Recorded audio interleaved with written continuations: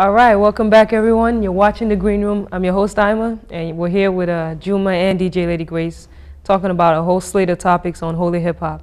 And DJ Lady Grace was just about to give us her take on the different atmospheres of a secular venue versus a gospel venue. How do you approach those? Yeah, me personally, that's exactly what I was called into. That's the reason why God had me DJing. Okay. It wasn't really for the church, but for the secular. Okay.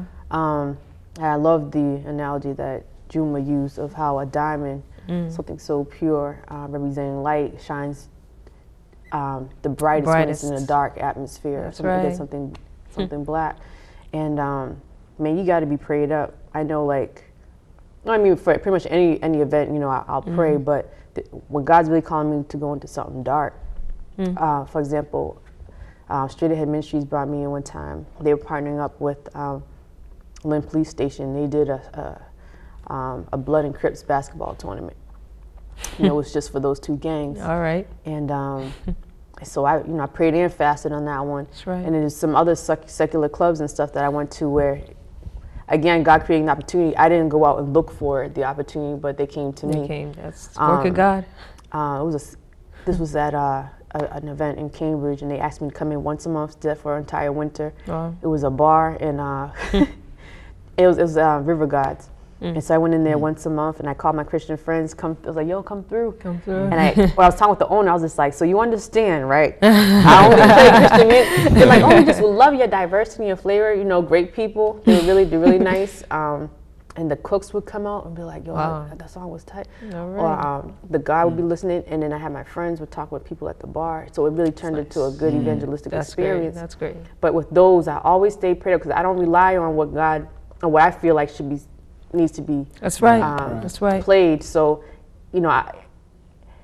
as I always say, as a DJ, you're a minister in music. The same way that when you come into a church, they're getting ready to do worship, you have that, really one worship leader who's kind of leading the service, and they have the backup worship leaders. But as a Christian DJ, you are the minister of music, and you're the one controlling that entire atmosphere. That's right. That's a lot of power. That's right. So I want to be completely empty and rely on God. So I might even cut off TV for the entire day because I just want to be so clear. Even driving to the event, I might drive in silence because I just want to be completely open and even spiritually discerning to the people coming in. And that's how I had to work with that event, And so, God always got the glory. That's right. And I do remember one other time, I actually ended up rhyming. I haven't had the pleasure of hearing that yet. Wow. Because there were Christians. It was an open mic, and there were Christians there who were known in the community locally or whatever. Okay. And when I saw them, I was like, "Oh, it's gonna be on for Jesus." That's what I was thinking to myself. And when they got up and did their thing, I guess they have other tracks, that they don't perform in a church. Okay. And I was, these are people who have they're lyricists, great wordplay and everything. They're very talented, but man, they didn't represent. And I was mad. I was heated. And right at that moment, the sign-up sheet was going by me. I was like, all right. Yeah. I was like, let me sign up. I was just like, all right, if you hang around a group of people long enough, you're gonna start picking up. So I'm not an MC, right. You know what I'm saying, by trade, but I can still hold my own. Okay. So and check this. Look, watch how God orchestrated this. So how they do this open mic is that they randomly choose you, who's gonna go up. They put me right before the main artist, who everybody came to. It was a big anniversary for this open mic, so it was packed out. Nice. Standing room Very only, nice. And everyone was waiting to see this guy. They put me up right before the opening act. And so I spit a 5-minute acapella. Corey, ready again. And the whole place got silent, but not only did it get silent, but man, it changed the entire atmosphere. 1 5-minute acapella. That's all God needs is really just one person who's really going to represent me. That's right. So when it was, after I finished reciting that, nobody was coming to get the mic. I'm looking at the MC on the side of the stage, and he's just, head kind of down.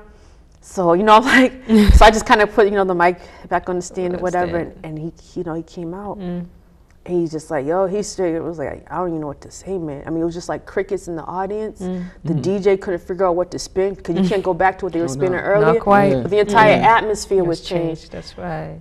Here's what's interesting. The Christians were mad. They were furious. you know, arms folded, whatever. But then there was people that were coming to me the rest of the night, was like, you know, I just wanted to talk with you. So it's just some, that's right. That really kind of hit me, and people started, some people left the church. There was so many different situations that were going on. But here's the big thing. So he introduces the main artist who came up that everybody was waiting to hear his main songs. He didn't do his new stuff. He said, you know, there was a time where I used to really go to church and really used to be what someone would consider devout Christian. Wow. He's like, I don't even feel comfortable doing the songs. That's just crazy. He's like, you mind if, that's crazy. So he's like, a long time ago, I wrote a song for Jesus. Do you want to hear it? So that, you know, so we can, one person can change an entire, you know, that's what God's looking for. That's sick. So as a DJ, yeah, say all that to say, you know, I gotta be in tune with what God, you know, wants me to play because of the people in the room. And that's interesting, because you mentioned you had those Christians in there who had other songs. I guess you have other songs suited for another type of audience. I didn't know that about them. Yes. Have you ever found yourself in that kind of situation where you're in front of like this really, really secular audience? You know, like this Jesus song. You know, I don't know if it's okay to do if it's okay to do this one. Nah, I mean,